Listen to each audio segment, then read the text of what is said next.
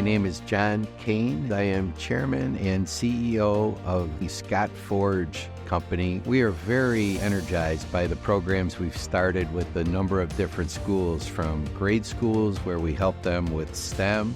We do 2 5-week programs over the summer where they get to come in and they get to learn all kinds of things that are involved within the industry: IT, accounting, marketing, sales engineering, plant equipment design, plant layout, all these things that are available within the wide breadth of vocations within the forging industry and also within manufacturing in general.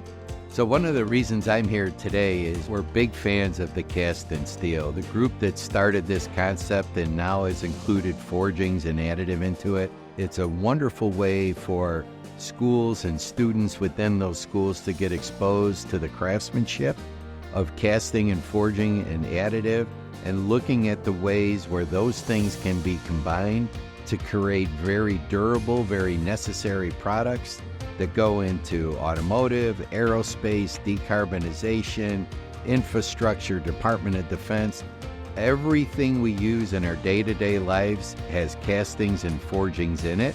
We have some of our teammates here helping with the judging, helping with the students, and hosting tours to continue to promote something that'll help our country accomplish its bigger goals.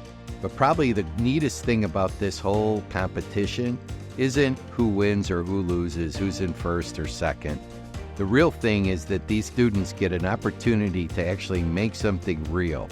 They get to work with their hands, they get to learn what their capabilities are, they get to think their way through each step of forming of this Halligan bar, which is a very complex shape.